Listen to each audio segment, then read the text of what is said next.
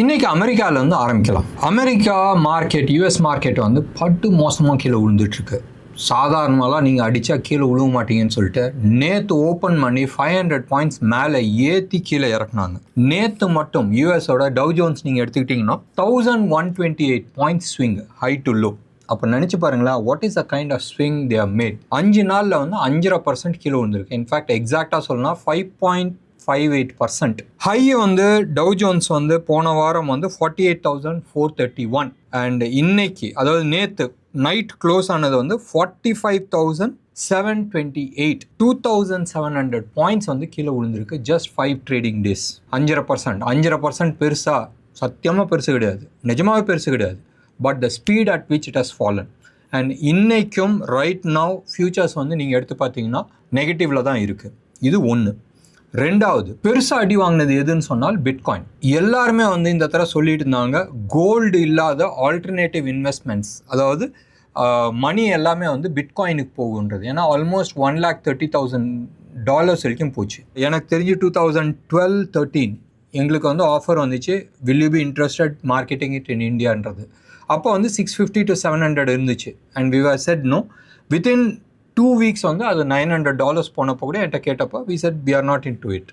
And அது வந்து 35-36 போயிட்டு அது வந்து 15க்கு வந்துச்சு. அப்பயும் வந்து வி செட் நோ.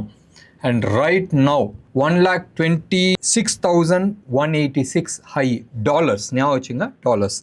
அண்ட் இப்போ வந்து ட்ரேட் ஆகிட்டு இருக்கிறது வந்து 81,158. 35% வந்து கீழே விழுந்திருக்கு. எவ்வளோ நாளில்? Just 1.5 months. ஸோ இந்த மாதம் மட்டுமே வந்து க்ளோஸ் அபவுட் 30% கீழே விழுந்திருக்கு. இன்றைக்கி என்னது 21. 30% இந்த மாதம் மட்டும் விழுந்திருக்கு. போன மாதம் வந்து ஒரு 5.5% கீழே விழுந்திருக்கு. ஸோ நினச்சி பாருங்களா, what is a kind of fall. இது ரெண்டுமே வந்து எக்ஸாம்பிளாக நான் வந்து காட்டிக்கிட்டு இருக்கேன்.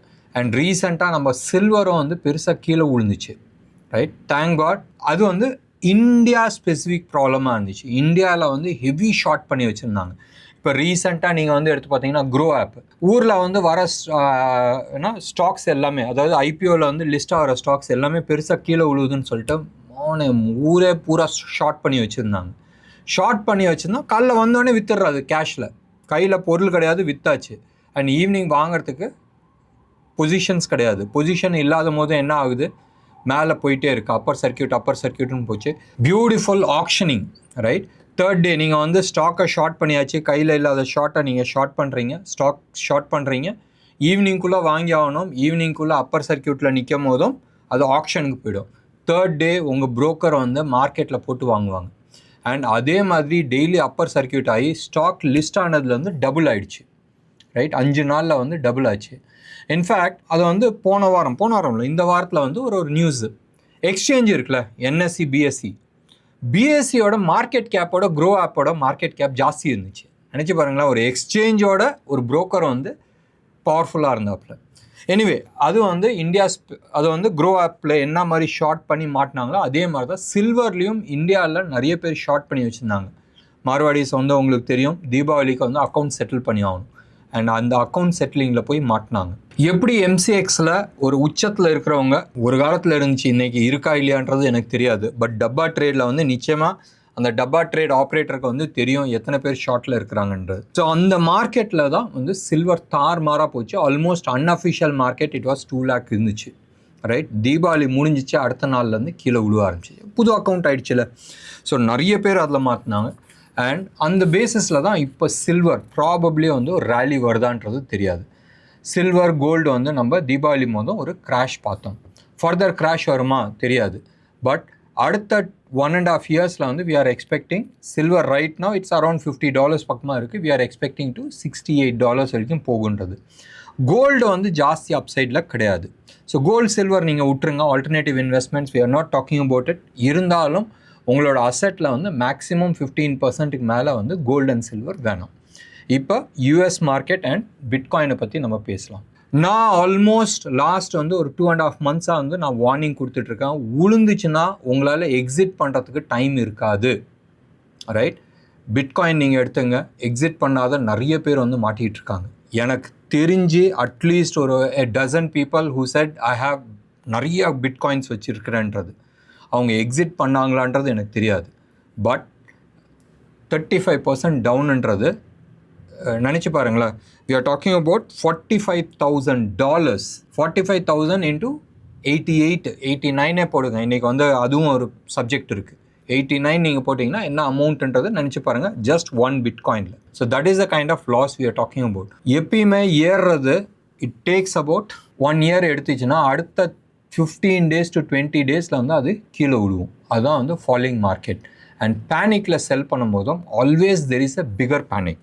அண்ட் இதே மாதிரி பேனிக் இந்தியன் மார்க்கெட்லேயும் வரத்துக்கான வாய்ப்புகள் இருக்குது. எல்லாரும் சொல்லிகிட்டு இருக்காங்க Indian market is in a super duper bull market. Absolutely no doubt India long term bull மார்க்கெட்டில் இருக்குது. 1 2 இன்னொன்று வந்து இப்போ ரீசண்டாக ஒரு 1 week 10 days வந்து பேசுகிறாங்க. வெஸ்டர்ன் வேர்ல்டில் ஏஐ பபுள் எப்படி early 2000 வந்து .com பபுள் இருந்துச்சோ அதே மாதிரி இப்போ ஏஐ ஆர்டிஃபிஷியல் இன்டெலிஜென்ட் பபுள் இருக்குது. அதில் வந்து எக்கச்சக்கமாக காசு உள்ளே போயிட்டுருக்கு. அது வெடிச்சிச்சுன்னு சொன்னால் அந்த கேஷ் வந்து வில் பி ரீடைரக்டட் டு இந்தியான்னு சொல்கிறாங்க. Absolutely no doubt, right? இந்தியாவில் மோர் ஆஃப் இன்வெஸ்ட்மெண்ட்டாக வரும். இன்வெஸ்ட்மெண்ட் எங்கே வரும்? ஸ்டாக் மார்க்கெட்டில் வராது, ஃபிசிக்கல் இன்வெஸ்ட்மெண்ட்டாக வரதுக்கான வாய்ப்புகள் இருக்குது. இது ஒன்று. ரெண்டாவது, .com பாஸ்ட் மாதிரி இது இம்மீடியட்டாக இப்போ வரதுக்கான வாய்ப்புகள் கம்மி. ஏன்னு சொன்னால் நேற்றுல ஒரு 2 நாளைக்கு முன்னாடி NVIDIA பியூட்டிஃபுல் ரிசல்ட் கொடுத்துருக்குறோம். NVIDIAவை பொறுத்த வரைக்கும் they are not real AI. மறுபடியும் நான் சொல்கிறேன், NVIDIA is not real AI. NVIDIA chip supply பண்ணிகிட்ருக்காங்க. அந்த சிப்பை வாங்கி நிறைய பேர் வந்து டேட்டா சென்டர்ஸில் போட்டுட்ருக்காங்க.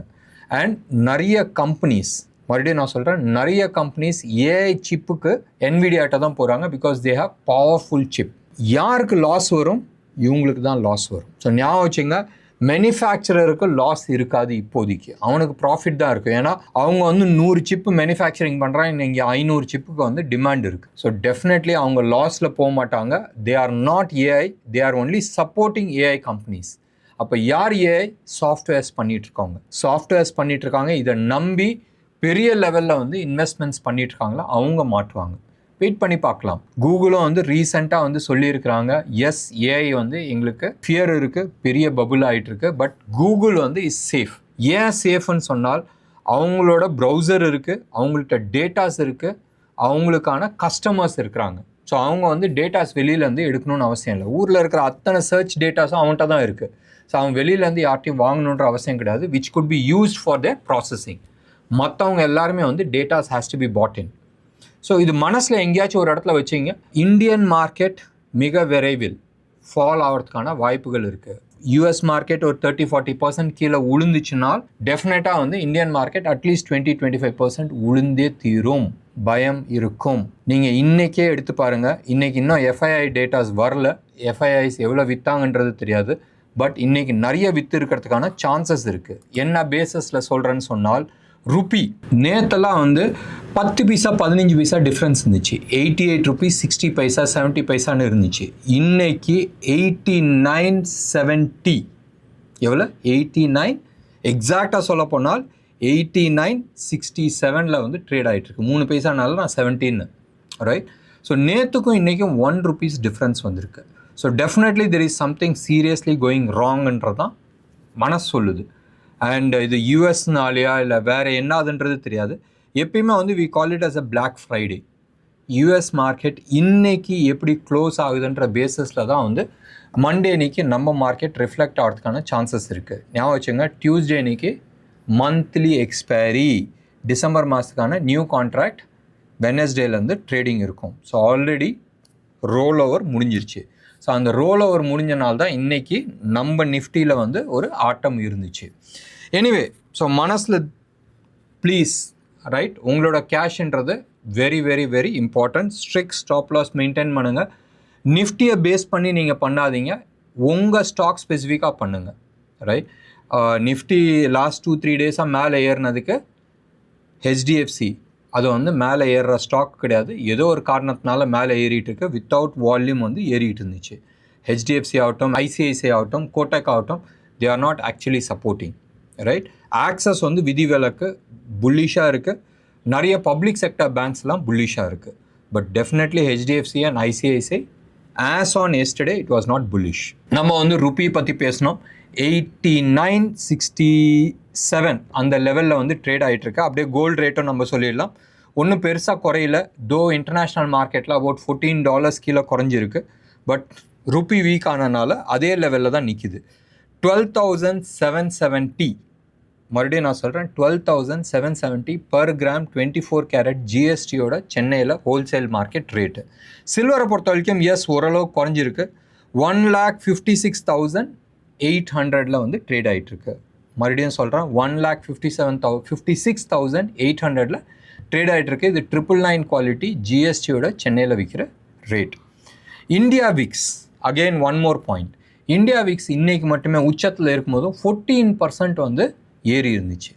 எவ்வளோ நாள் ஆச்சுல 14%, 10%க்கு மேலே வந்து இந்தியா விக்ஸ் ஏறுறது. ஸோ ரியல் பயம் மார்க்கெட்டில் வந்து வந்திருக்கு. காரணம் நிறையா இருக்குது. Anyway will talk about that. And close ஆகும் போதும் 12.32% வந்து இந்தியா விக்ஸ் ஏறி இருந்துச்சு. 13.63 ரைட். நேற்றே வந்து நான் வந்து சொல்லிகிட்டு இருந்தேன், லாஸ்ட் 2 நாளாக நான் சொல்லிகிட்டு இருந்தேன், நிஃப்டி அண்ட் பேங்க் நிஃப்டியோட ப்ரீமியம் குறைஞ்சிக்கிட்டே வருது, சம்திங் சீரியஸ்லி ராங். ஸோ பாருங்கள், சம்படி இஸ் பிளானிங் ஃபார் சம்திங்கிறது நம்ம சொல்லிட்டு இருந்தோம். அண்ட் ஸ்டாக் ஸ்பெசிஃபிக்காக நம்ம பேசல, பட் டெஃபினெட்லி நம்பர்ஸ் வந்து சிலது காட்டிக்கிட்டு இருந்துச்சு. எஃப்ஐஐ டேட்டாஸ் வந்துருச்சு. இன்றைக்கி டிஐஐ வந்து 3,161 crores வந்து வாங்கியிருக்கிறாங்க. எஃப்ஐஐஸ் வந்து 1,766 crores வந்து விற்றுருக்குறாங்க. பெரிய அமௌண்ட் கிடையாது, பட் ஸ்டில் விற்றுருக்கிறது வந்து முக்கியமான விஷயம். இன்றைக்கி செக்டாரோ இல்லை ஸ்டாக்ஸோ நம்ம பேசுகிறதுல அர்த்தம் கிடையாது. Anyway still will talk about செக்டாரில் வந்து மெட்டல்ஸ் பெருசாக விழுந்துருந்துச்சு, ரியாலிட்டிஸ் பெருசாக விழுந்துருந்துச்சு, அண்ட் கேபிட்டல் குட்ஸ் பெருசாக விழுந்துருந்துச்சு. மெட்டல்ஸில் வந்து மெயினாக நீங்கள் வந்து எடுத்துக்கிட்டிங்கன்னா சேல் வாஸ் மை டார்லிங். நிறைய ஸ்டாக்ஸ் வச்சுருக்கிறோம், எங்களுக்கும் வச்சுருக்கோம், கஸ்டமர்ஸ்க்கும் வச்சுருக்கிறோம். ஜிண்டால் ஸ்டீல் ஆகட்டும், ஹிண்டல்கோ ஆகட்டும், ஜேஎஸ்டபிள்யூ ஸ்டீல் ஆகட்டும், ஹிந்துஸ்தான் ஜிங்க் இன்றைக்கி வந்து 3% கிலோ விழுந்திருக்கு. எக்ஸப்ட் ஃபார் ஒரு 4-5 ஸ்டாக்ஸை தவிர, F&O ஸ்டாக்ஸில் ஓகே, ஒரு 4-5 ஸ்டாக்ஸை தவிர மீதி எல்லாமே வந்து ரெட்டில் இருந்துச்சு. ஸோ நம்ம ஸ்டாக் ஸ்பெசிஃபிக் பேசுகிறதுல அர்த்தம் கிடையாது. இன்றைக்கி ஈவினிங் டேட்டாஸ் வந்துச்சு சொன்னால், நாளைக்கு சமயம் இருந்துச்சுனால் we will talk about ஒரு செக்டர் அனாலிசிஸ் பண்ணிக்கலாம். ஓரளவுக்கு இன்டெப்த் நம்ம வந்து ஸ்டாக் அனாலிசிஸும் நம்ம பண்ணிக்கிறதுக்கு முயற்சி பண்ணலாம். என்ன நேயர்களே, இன்றைக்கி ப்ரோக்ராம் உங்களுக்கு பிடிச்சிருந்துச்சுன்னா லைக் பண்ணுங்கள், ஷேர் பண்ணுங்கள். டெஃபினட்டாக உங்களோட கமெண்ட்டை எதிர்பார்க்குறேன். நன்றி, வணக்கம்.